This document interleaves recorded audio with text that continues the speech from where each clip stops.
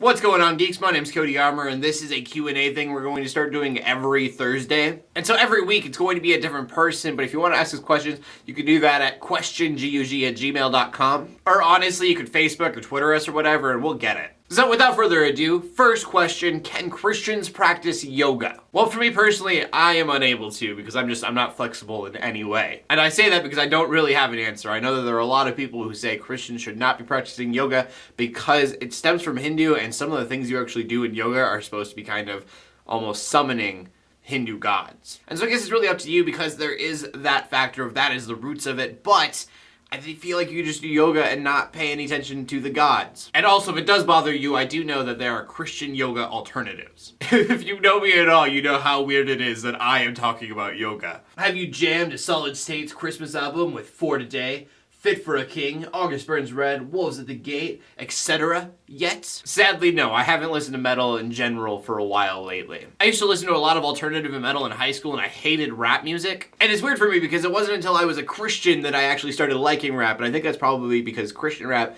has some meaning to it, and it has stuff that I care about, whereas secular rap is super shallow, and it's about partying and things that I didn't really do, so I was just like, this is stupid. But a metal Christmas album does sound really cool. Favorite video game genre? Whatever you consider the Ocarina of Time type Zelda games. I like video games that are really hard, but not because the boss is an HP sponge, but because they make you think. So I guess I like games that kind of have a puzzle to them, maybe a little bit of strategy, and big open worlds because I love exploring. Sticking with video games, do you believe that retro gaming and collecting is something that is going to be mainstream, or do you think that that will fade into oblivion? I don't know if it's ever going to go mainstream, but I'm pretty sure it's going to stay pretty prominent in our culture. I think of it kind of as TV. Watching I Love Lucy reruns isn't exactly a mainstream thing to do, but I Love Lucy is a defining classic of the medium, and I think for a lot of retro games, that's going to be the case for them as well. I mean, I imagine 30 or 40 years down the road, you had a high school and these kids are playing an NES for the first time. It's history, and I think unless video games stop being mainstream, it's not going to go away.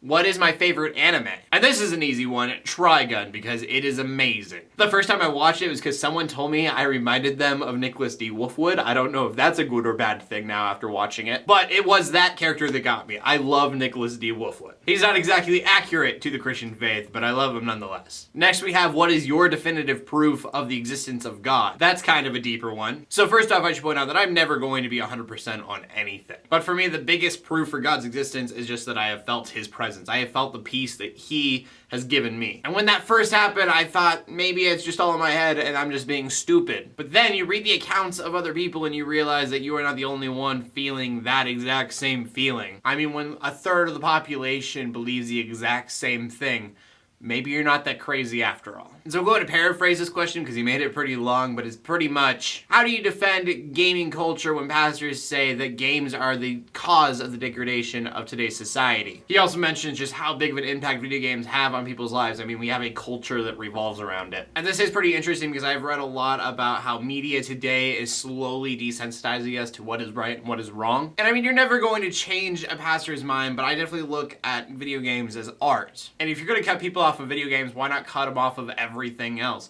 Don't let them watch TV. Don't let them paintball because it's a simulation of being able to shoot somebody. Don't play sports because that physical contact can be kind of violent. And if you can get them dwindled down to agree to that, then you can tell them that that's not what Paul believed. He knew all about sports, and he actually wrote about them and turned them into sermons in the Bible. And as far as kids go, I know people aren't going to all agree with me, but I do believe that's on the parents. I think they should be educated in what they are buying their children. I mean, how do you not know what Grand Theft Auto is about? Or Mortal Kombat? But that is just my lowly opinion. This has been really fun. So remember, guys, if you want to ask us more questions, you can do that by going to QuestionGUG@gmail.com or Facebook or Twitter, or even in the comment section below if you have some questions. We'll probably answer them sooner or later. So anyways, my name's Cody Armour. Make sure you check me out at youtube.com/ArmourCody. Make sure you check out GeeksUnderGrace.com because it is fantastic.